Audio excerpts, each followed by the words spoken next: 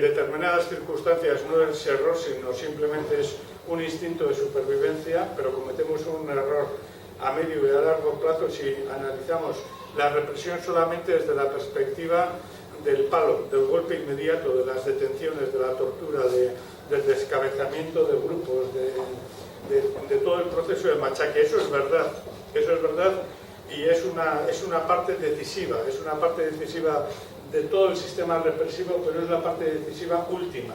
Y otras veces ni siquiera es eso. Otras veces es como un peldaño en un proceso más complejo, es como un paso que el sistema va dando, periódicamente va deteniendo gente, va ilegalizando organizaciones, va cerrando periódicos, va prohibiendo manifestaciones, o sea, pero generalmente en un proceso más largo. Por tanto, cuando hablamos de represión, tenemos que verlo como la represión física, las prohibiciones, las ilegalizaciones, como partes de un todo, como partes de un proceso, de un sistema represivo. Eso es lo que hay que ver en el proceso, en la mentalidad.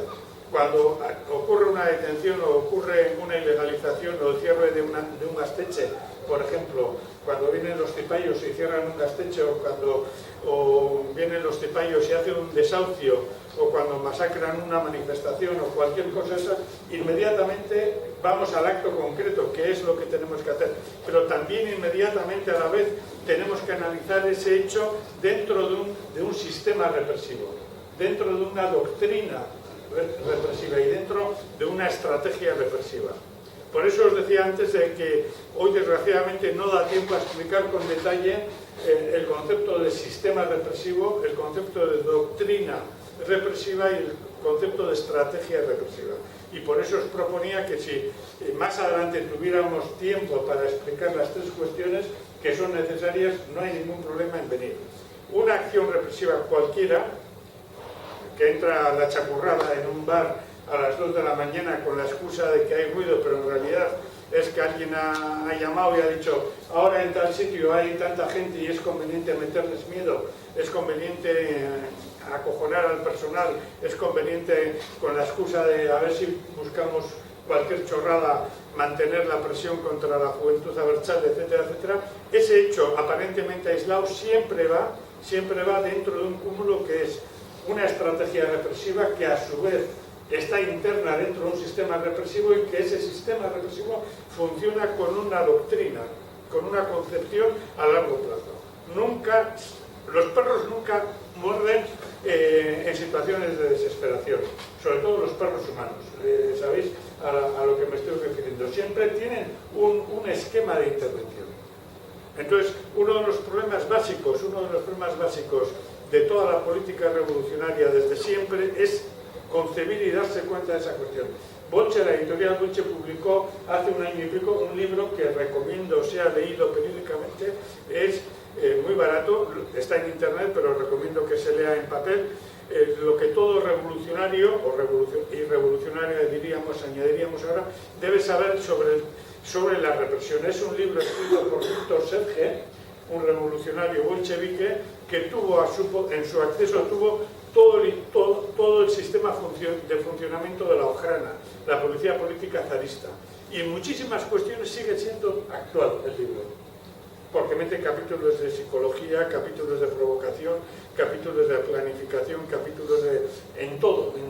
Y es de una actualidad impresionante porque precisamente nos refleja cómo funciona esta máquina diabólica y qué funciones en cada momento tienen los golpes represivos aparentemente aislados dentro de esta dinámica que, insisto, tiene que tener una estrategia, un sistema y una concepción global del proceso represivo. Dicho esto, el siguiente paso del debate es, entonces, si es así, que tenemos que tener un sistema represivo, una estrategia y una doctrina, y que el sistema burgués, el sistema capitalista, el sistema español o el sistema patriarcal funciona con eso, si es así, ¿cómo tenemos que enlazar cada acto represivo concreto? Y esto solamente tiene un método, que es el de la visión política, el de la concepción política. No podemos separar cualquier acto represivo aparentemente tonto que sea, de la intervención política y de la visión política. Veamos un problema muy cerca de aquí, el problema del Gaztetxe-Kukuntza. Formalmente era un problema de orden público, de lo que fuera, o de que no se podía permitir un Gaztetxe. En la realidad que estaba el problema de la propiedad privada, como dijo el difunto Azcuna. Y esta es la quinta esencia de la política, y esta es la quinta esencia de la represión. Debajo de toda la represión está el problema de la propiedad privada, sea el problema de la propiedad privada capitalista, un local, el que fuera, que lo apropia el pueblo, lo expropia el pueblo, lo socializa el pueblo, lo socializa la juventud, o sea, el problema de una nación que quiere ser libre, que quiere dejar de ser propiedad privada de la nación explotadora, en este caso Euskal Herria, que quiere dejar de ser propiedad privada de España y de Francia y constituirse en nación independiente. O sea, el caso del terrorismo machista, por poner un ejemplo, ¿no? Le maté porque era mía. El hombre cree que la mujer es de su propiedad y cree que tiene derecho a hacer todo eso, ¿no? O sea, el problema de un empresario, de un patrón, ¿no?, que cierra la empresa porque cree que es suya y echa a las trabajadoras y a los trabajadores a la puñetera calle, ¿no? En el fondo de la represión, en el último análisis de la represión, está el problema de la propiedad, está el problema de la propiedad privada.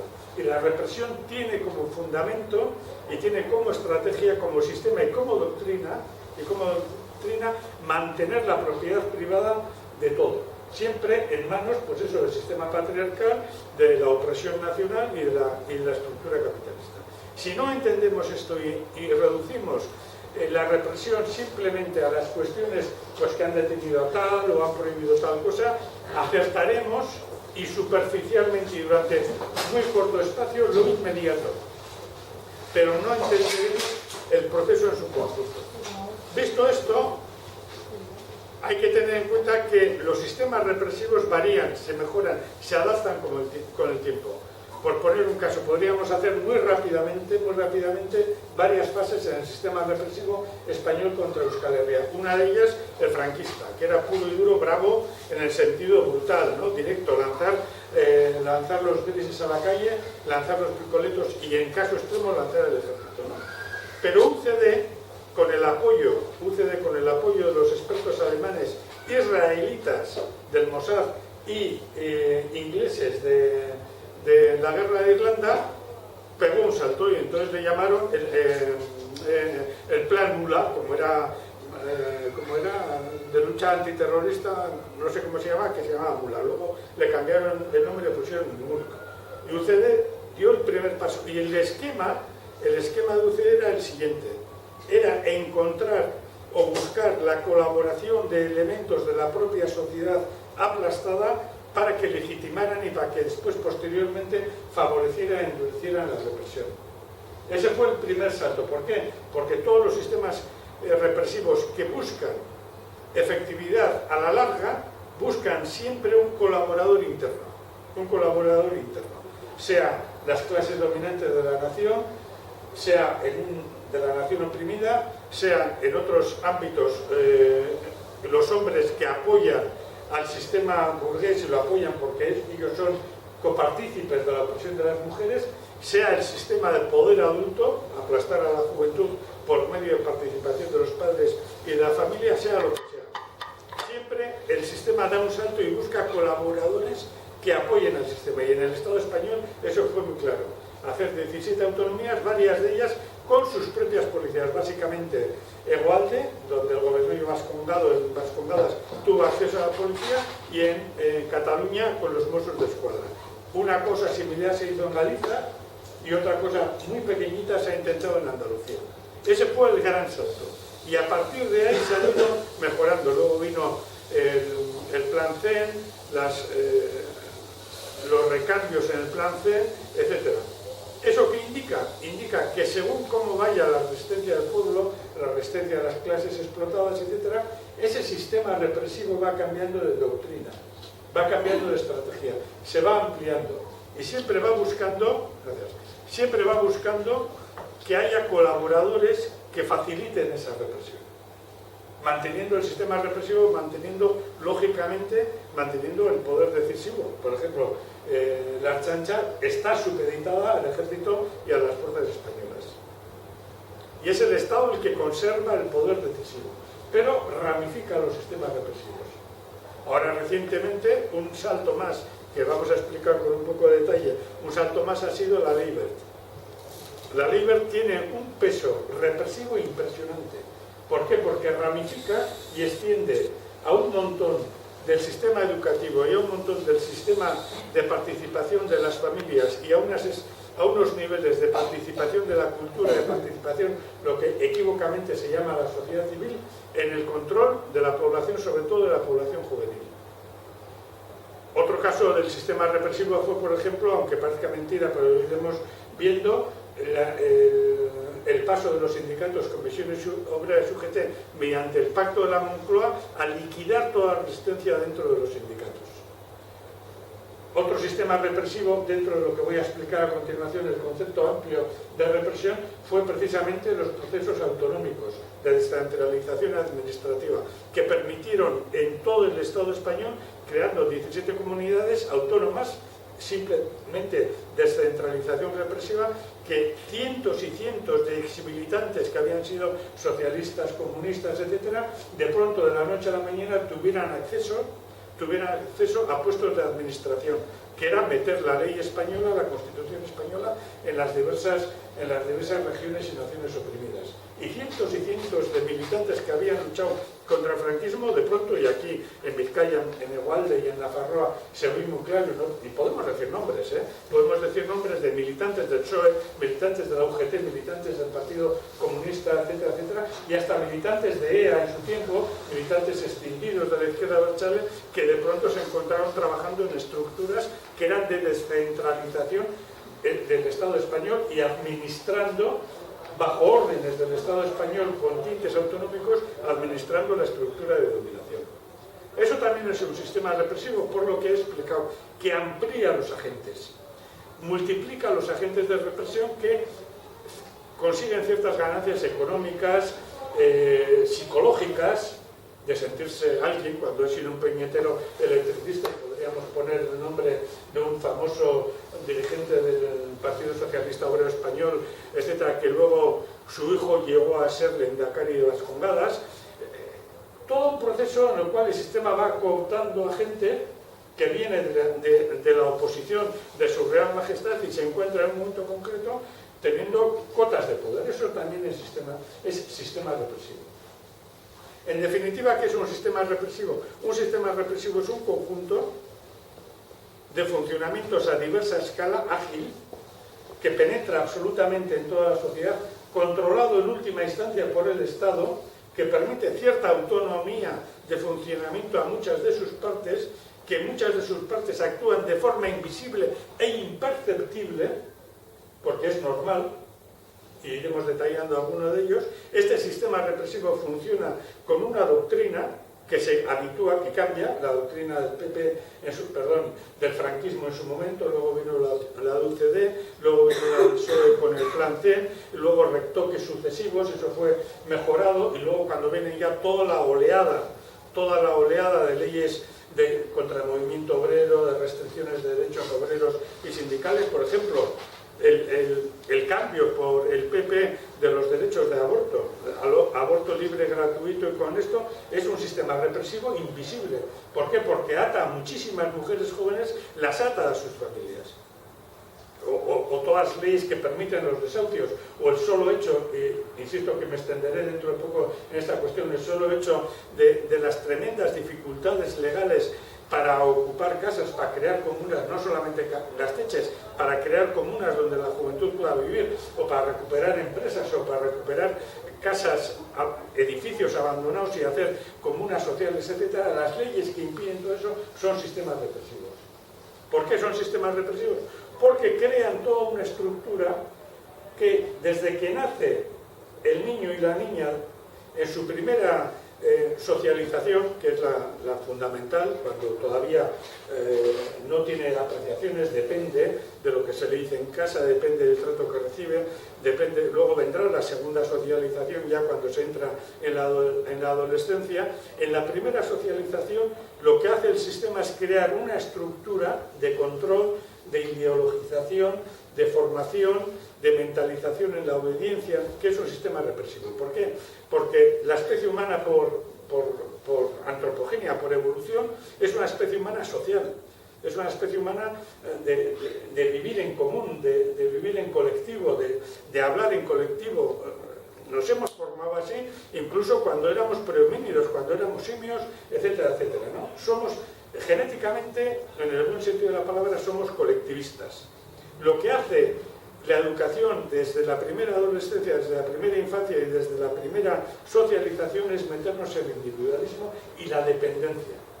Y nos recorta, nos controla, nos reprime determinadas capacidades o tendencias colectivas, asamblearias, horizontales, de discusión, etcétera, etcétera. En el castellano, en lengua castellana, cuando nosotros miramos en diccionario qué quiere decir reprimir, sale al final, que nadie entiende, nadie llega hasta esta cuestión, sale, reprimir también quiere decir atemperar, suavizar, controlar, dirigir imperceptiblemente. Es la forma más civilina. La palabra manipular es un concepto de represión invisible. Manipular viene de manípulo. Manípulo era un grupo pequeño de 10 soldados, 12 al sumo, de 10 soldados de las legiones romanas, de las centurias romanas. Y que era como el dirigente, el centurión dirigía, en el combate dirigía, y de manipular, que es cómo controlar, cómo preparar a la gente para que vaya a morir bajo mis órdenes, de ese manípulo viene la palabra manipular. Y eso se introduce en este concepto de represión difusa, imperceptible, pero en última instancia controlado por el Estado, mediante un mecanismo muy complejo de lo que hablábamos hoy. Los Foucaultianos no entienden esta última estructura, que es el Estado el que centraliza estratégicamente todos esos niveles. He puesto el ejemplo de la ley Wert. La ley Wert precisamente lo que tiene es eso. No, esto es una ley que facilita la educación. No, en el fondo la ley Wert lo que hace, y otras muchas más leyes, dan mucho poder precisamente a esos sistemas represivos invisibles. La ley contra los derechos del aborto, por ejemplo, libre y gratuito. Es una ley que ata a las jóvenes, las ata al entorno familiar, las ata al entorno más reaccionario, a los consejeros de la Iglesia, a la estructura médica de la salud, la medicina como un sistema de control. Por ejemplo, sabéis que los médicos tienen derecho a no abortar, a no hacer un aborto, simplemente pueden declararse como objeción de conciencia. Hay farmacias que se niegan a vender anticonceptivos, que se niegan a vender condones, porque tienen el derecho a eso. Esas son leyes que permiten a lo más reaccionario del sistema, precisamente con esos derechos reaccionarios, permiten atar a la gente en corto. Y la ley Wert lo que hace también es precisamente eso, y ahora con la ley que permite la religión dentro de la escuela, y dentro de los colegios, etcétera, etcétera. Todo ese cúmulo de leyes, todo ese cúmulo de imposición del castellano, de imposición de la mentalidad religiosa, de imposición de una serie de pautas, reducir los cursos, las carreras a 3 años y quitar un año, todo eso, lo que impide precisamente, imaginaos vosotros, una juventud que no puede emanciparse con 20 y tantos años, o con 22 años, o con 20 años, que es como debiera ser. Un joven a los 19 años tiene que emanciparse de su casa y vivir en una comuna y vivir en una casa colectiva, pero que no puede hacerlo. La universidad, ¿qué le permite? Le permite pues vivir en un piso de estudiantes, etcétera, etcétera. ¿Qué ocurre? Cuando se reduce un curso de 4 cursos a 3, le obliga a que ese año se lo paguen sus padres en una universidad privada, con toda la exigencia autoritaria que eso. ¿Eso qué supone? Entre otras cosas, aparte del aumento de dinero, etcétera, pues un año menos de libertad, así de claro, y por tanto un año menos de socialización libre. O sea, es que empezamos desde esta perspectiva de ver la represión como un sistema global que lo abarca absolutamente todo y no hay nada al margen. Por eso digo que es una pena que no podamos extender esta charla más en detalle, porque tendríamos para hablar mucho, porque inmediatamente es qué perspectivas hay de luchar contra esta represión visto desde esta globalidad. Las hay y muchas, pero eso sería para otra charla. si ahora ya llevamos media hora y justo estamos tocando por arriba el problema del sistema represivo en su complejidad, imaginaos cuando tengamos que entrar a debatir qué mecanismos de defensa tenemos contra este pulpo. El sistema represivo es un pulpo. Un pulpo con todos los tentáculos que penetran en todos los sitios. Y el primer sistema represivo es el tentáculo que se nos ha metido en la cabeza. El policía que tenemos en la cabeza. Uno de los peores retrocesos que ha tenido la izquierda revolucionaria y también la izquierda abertzale, hay que decirlo claramente, es precisamente todo lo que fue el auge de la teoría crítica marxista, freudomarxista, psicoanalista de izquierdas, anarcocomunista, etcétera, de los años 60 y comienzos de los años 70, toda la capacidad teórica que se tuvo entonces, que se aceptó de pleno, de explicación de cómo funcionaba el capitalismo, todo eso prácticamente ha desaparecido. Y no hay apenas ahora en la actualidad, ni siquiera en la izquierda abertzale, un esfuerzo de recuperar todo eso. En los años 70, al comienzo, solamente voy a poner un ejemplo, al comienzo de los años 70, un estudio que se hizo en Italia, que había tenido uno de los mayores movimientos revolucionarios en los años 50 y 60, sobre la indiferencia en política creciente, un autor, que no voy a citar ahora, pero que se puede citar, escribió un texto sobre la indiferencia en política. Y en ese texto crea una palabra fundamental, la figura del amo, amo con mayúscula. Y decía que la figura del amo se introyectaba, introyectar es un término psicoanalítico que quiere decir que desde la primera socialización, la primera infancia, nos meten en la cabeza el miedo a la libertad, nos lo meten en la cabeza. Entonces este autor explica, desde la estructura represiva introyecta en la mente colectiva la figura del amo. ¿Qué es la figura del amo? Nosotros no vemos al amo, pero lo llevamos dentro. Y todos funcionamos en base a lo que el amo nos dice. Fue tan certero ese análisis, que a los pocos años en Italia apareció Berlusconi. Así de bruto, ¿eh? Entonces toda esta corriente, freudomarxista, etcétera, etcétera, ya advertía que el peligro cierto del sistema represivo es eso, la indiferencia en política, por una parte, mucho más complejo, ¿no? Y que la estructura que gira y que controla todo eso es el Estado. El Estado como centralizador estratégico que respeta que haya autonomía, respeta que haya que las familias hagan lo que sea, respeta no sé qué, eso es la libertad privada del padre de familia que prohíbe y que obliga que su hija venga a casa a las 12 de la noche, o que impide a su mujer irse de juerga a no sé qué, o 100.000 cosas de esas, por poner un único ejemplo, ¿no? Y esa figura del amo que se introyecta desde pequeño, que nos introyectan desde pequeños, precisamente en la primera socialización, es uno de los pilares del sistema represivo. Porque a partir de ahí, iremos una y otra vez dependiendo de lo que nos diga el amo. ¿Y el amo quién es? El amo no solamente es Aznar, el amo no solamente es Rajoy, tampoco es Felipe González, tampoco era bueno, aquel esclavo que vivía en Julianea, no me acuerdo. Uno que siempre andaba de rodillas. Me refiero, bueno, el anterior a Urkullu, anterior a Ibarretxe. Arranza, exactamente ese. Ese no solamente en su época era el amo, o sea, el amo también está en la cuadrilla, también está en los contextos de militancia democrática, también está incluso en los contextos de militancia de izquierda. El amo es aquella figura psicológica y mental que civilinamente nos dice que tenemos que respetar lo que alguien de arriba, en el sentido figurado de la palabra, diga. Entonces, en muchos casos no nos atrevemos a plantear un debate en un Gasteize, no nos atrevemos a preguntar en una reunión de la izquierda abertzale en el pueblo qué pasa con esto que se nos dijo que iba a hacer y nadie sabe. Esa es la figura del amo, que no tiene por qué ser brutalmente reaccionario. Puede actuar muchas veces incluso en forma progresista, en forma democrática, en forma no sé qué, no sé cuántos, pero hoy yo no me atrevo a comentar esto porque ese ya sabrán, los de arriba ya sabrán, no sé qué, y eso es terriblemente demoledor. Eso es también sistema represivo. Insisto en esta cuestión del concepto de represión como un sistema global con muchas caras. y con mucha autonomía de funcionamiento, de tal forma que la figura del amo, una vez que se introyecta dentro de nosotros, el amo es fascista, un huevo. El amo también puede ser el amigo o la amiga que civilinamente, sin que me dé cuenta, me va diciendo, no vayas a esa reunión, vamos a ver, porque hay que animar al Atleti, que la Real le va a ganar 7-0 y no lo podemos permitir, y no sé qué, no sé cuántos. Ese también es el amo.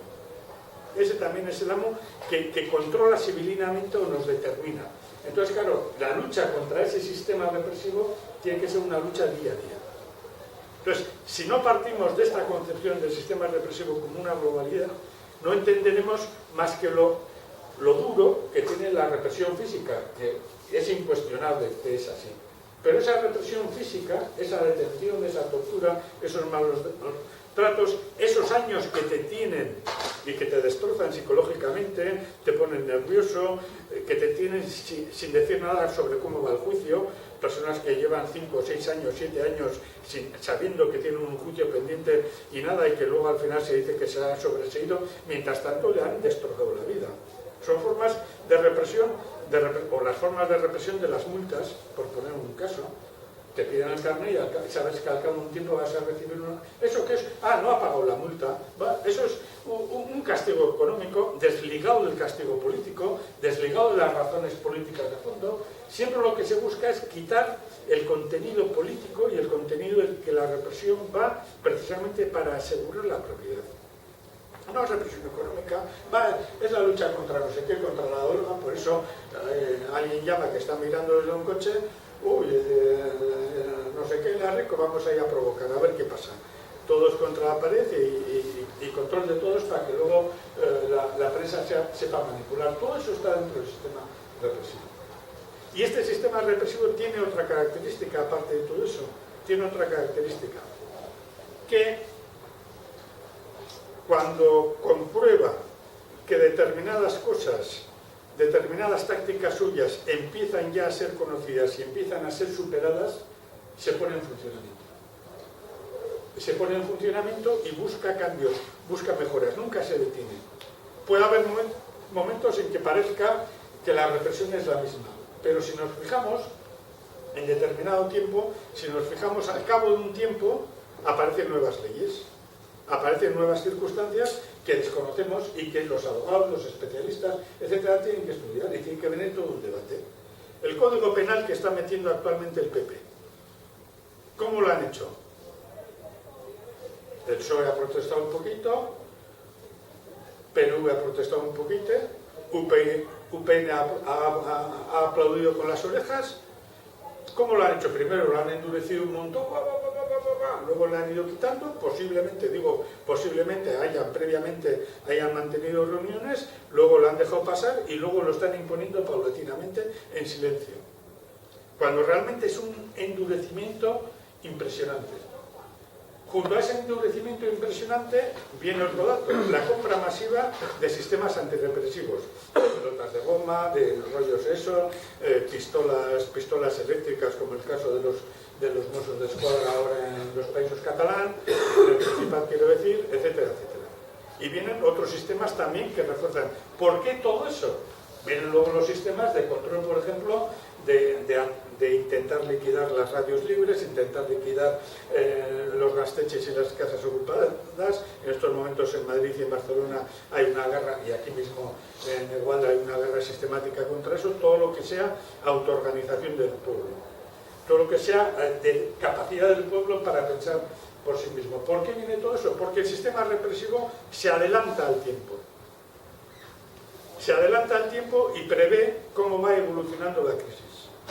Y aunque te digan, no, en este mes de febrero el paro se ha reducido en no sé qué, no sé cuántos, sabe perfectamente que la olla express va a estar funcionando porque la nueva estructura del capitalismo que se está imponiendo desde finales, durante todos los 80 hasta ahora, es realmente una estructura que explota a unos niveles y oprime a unos niveles muchísimo más intensos que lo que era la estructura keynesiana anterior. Y prevé conflictos. Y entonces se prepara con antelación. Y lo hace de tal forma que si nosotros no tenemos la visión de que el sistema represivo es ese pulpo que es el Estado con sus especialistas que funcionan a nivel internacional tiene sus tentáculos, solamente veremos que se mueve un tentáculo el que me golpea a mí, pero no veremos la totalidad. Y aquí está el gran error. Hace poco, por ejemplo, en una reunión de hace muy pocos meses en Venezuela, hablando con Maduro, en un debate que estábamos pocas personas, Maduro nos reconoció, el presidente nos reconoció claramente que habían cometido un error de apreciación e interpretación de la ferocidad del capitalismo a nivel mundial. Y nos dijo, hemos cometido un error, nos autocriticamos creyendo en el 2012 y en el 2013 que la fase de los golpes de Estado había acabado con el golpe de Estado de 2009 en Honduras y con el golpe de Estado de 2010 en Paraguay. Creíamos que ya era el último y que a nosotros no nos iba a tocar más y que a lo sumo ya vendría una presión diplomática. Pero nada más morir el comandante Chávez, inmediatamente el intento, la guarimba de los fachas sacados a la calle provocativamente, inmediatamente, al poco tiempo, cuando vieron que habían perdido las elecciones y que incluso el bolivarianismo se había extendido en determinadas zonas y desde entonces decía, desde que aquello se superó, no pasa un mes en el que la injerencia golpista norteamericana no sé eso. Y en el año 2014 ha habido 2 intentos de Estado, de golpes de Estado. Y un intento mucho más civilino. Y nos decía, hemos cometido el error de creer que el imperialismo no está permanentemente adecuando sus métodos represivos. Y precisamente la discusión que en ese momento hubo fue sobre el concepto del sistema represivo a nivel internacional como un todo que va en permanente cambio. Y no podemos tocar ahora lo que está sucediendo en Venezuela, cómo han aprendido la política del boicoteo de productos básicos en Chile contra Allende en el 72-73, etcétera, etcétera, o lo que está pasando en Ucrania, o 100.000 historias. Lo que sí tenemos que aprender es, por ejemplo, el proceso que lleva la Unión Europea. En Alemania, por ejemplo, es muy claro, en estos momentos, desde el 2012 al 2013, el ejército, por primera vez desde el 45, tiene derecho a intervenir en la política de seguridad alemana interna. Y la militarización de la policía en Alemania es un hecho, lo mismo que la policialización del ejército en el Estado español. Ya hay una ley que permite a las unidades especiales. O la batalla de Hamburgo en Alemania en el invierno del 2012-2013, que nos recuerda totalmente al concepto, al periodo prenazi del 31, 32, etcétera, y toda esa historia, ¿no? O sea, el imperialismo tiene sus mecanismos, sus cauces, sus expertos, lo mismo que tiene la izquierda, pero esos dedican 25 horas del día a prever lo que se avecina, y algunas veces aciertan. Entonces, la solución que hacen es muy simple. Aunque no comprendamos el todo, viva la represión, soltamos represión y preparamos. ¿Que nos sobra? Pues ya se joderá el pueblo. ¿Que nos falta? Meteremos más represión.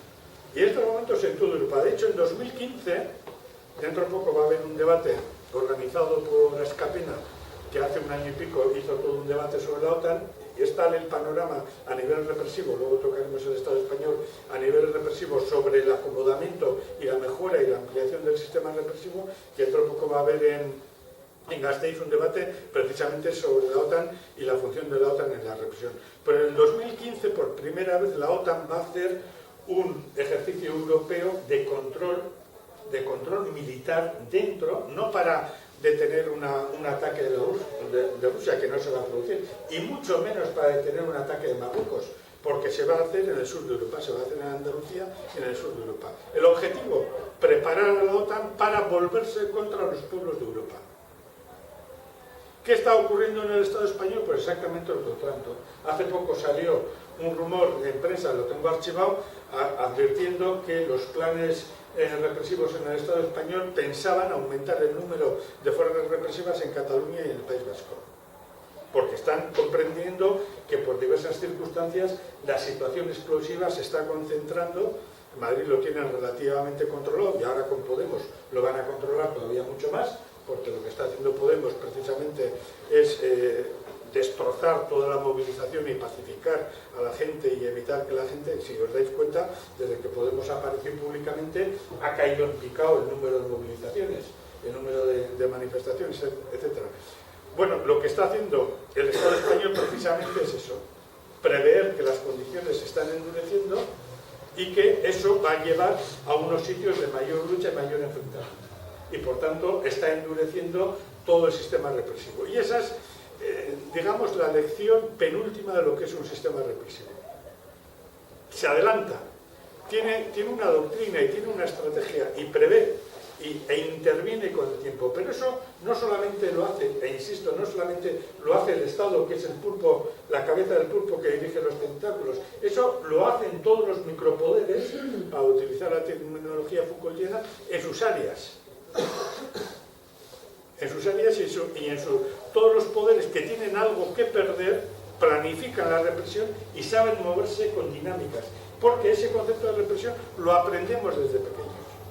Aristóteles ya dijo una vez, bueno, ya escribió una vez en un texto precisamente, que debajo del campesino griego más explotado, existen alguien más explotados todavía, sobre los que ese campesino descarga sus furias y descarga sus hostias. ¿Quién son?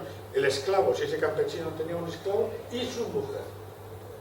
Y toda la estructura de represión se encadena en esa verticalidad y a la vez en esa horizontalidad. En una sociedad basada en la explotación y basada en el dinero y basada en el egoísmo, todos, psicológica y educativamente, tenemos introyectado cómo manipulamos a los demás, el concepto de manipular. Cómo manipulamos a los demás. Cómo intentamos, sin darnos cuenta muchas veces, sacar una pequeña ganancia de esto o del otro. Eso entra dentro del concepto de represión. Ese concepto de represión amplio. Controlar, dirigir, suavizar, manipular, atemperar, ordenar, pacificar, etcétera, etcétera. Y eso por la mentalidad burguesa lo hacemos todos. Y para facilitar eso, precisamente los estados toman esas leyes e imponen esas leyes que facilitan esa dinámica. Entonces, para ir concluyendo, y si hubiera tiempo en los 10 últimos minutos para alguna crítica o alguna pregunta urgente que diera tiempo para eso, voy a terminar con lo siguiente.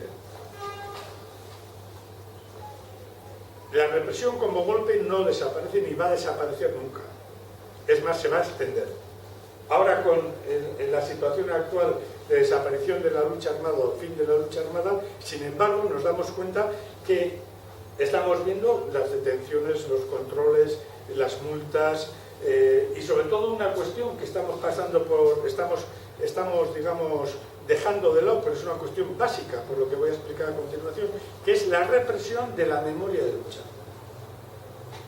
Todo pueblo tiene una memoria popular, que se divide en varios apartados, en varios niveles, ¿no? Y una es la memoria militar, y es la memoria de lucha, que es el orgullo de decir, mi pueblo, mi generación, mis aitas, mis aitonas, yo mismo, mi padre, mi madre, han luchado, yo mismo lucho.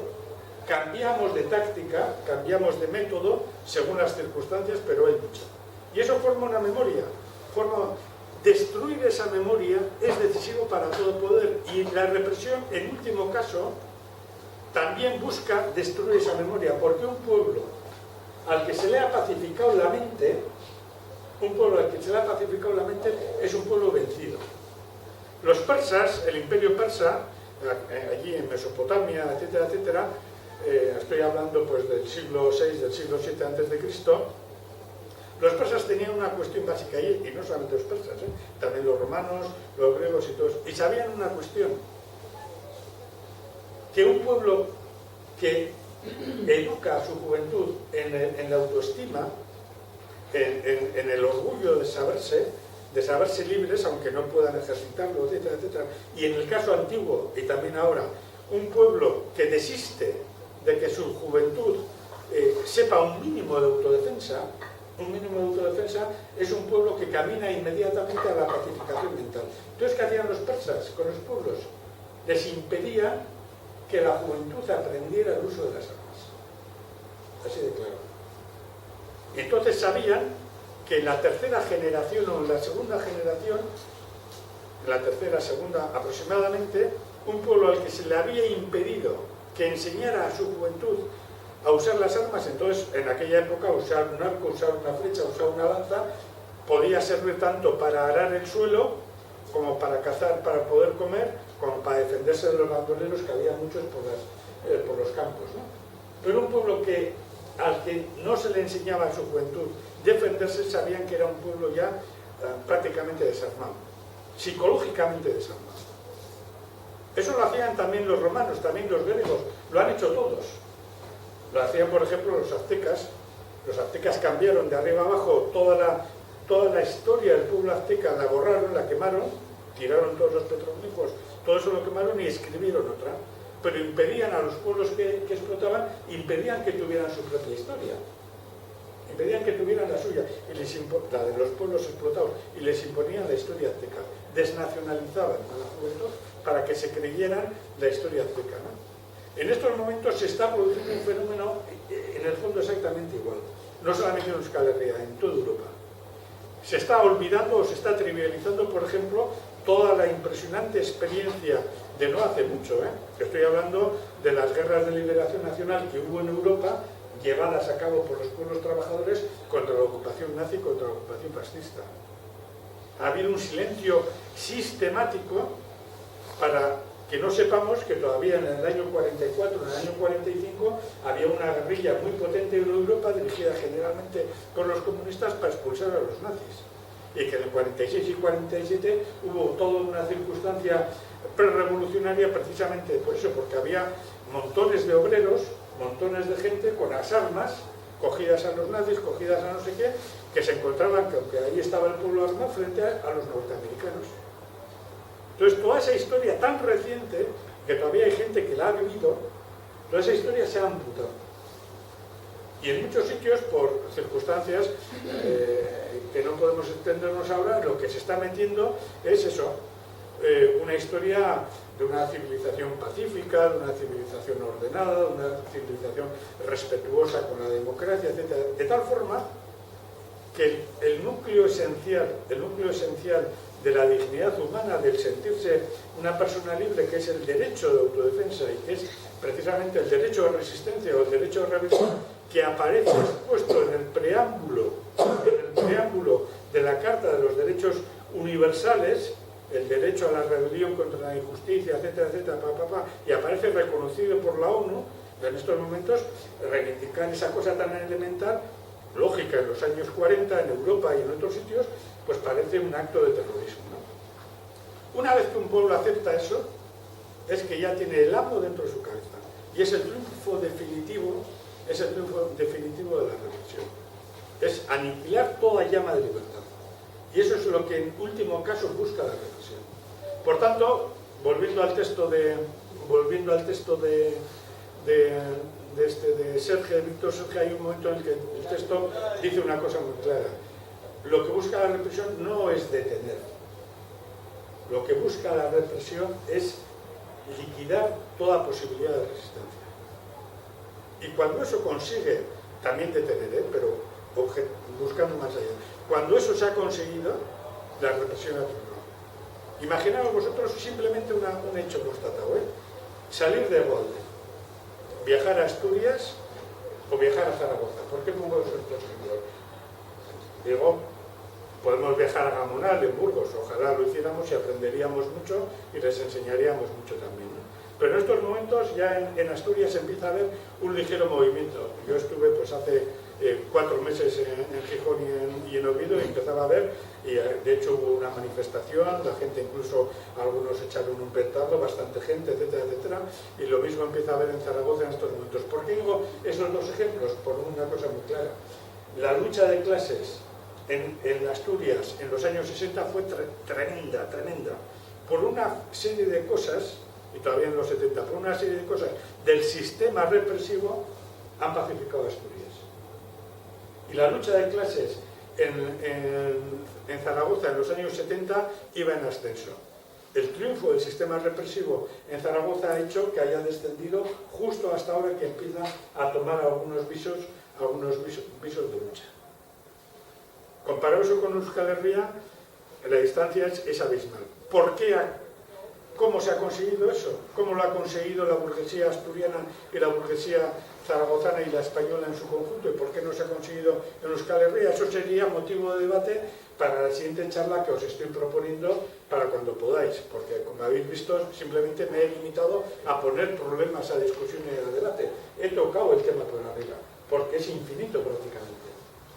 Y acabo con esto: cuando un sistema represivo triunfa, es lo que ha pasado, la paz social que ha habido, por ejemplo, en Asturias, y que ha habido, por ejemplo, por ponernos en lo inmediato, y que ha habido, por ejemplo, en Zaragoza durante 30 años. O lo que ha habido en Burgos. Yo me acuerdo que estuve en Burgos en el año 71-72, había bastante movilización. Luego estuve otra vez a mediados del 2000, ya precisamente en el barrio de Gamonal, en unos debates que hubo allí sobre precisamente las contradicciones del sistema capitalista, en un choquito muy bonito que tenía el barrio de Gamonal, y de pronto un estallido, ¡pumba! Esas son las contradicciones del sistema represivo, y cómo, trabajando con paciencia, se puede vencer al sistema represivo, en cualquier nivel.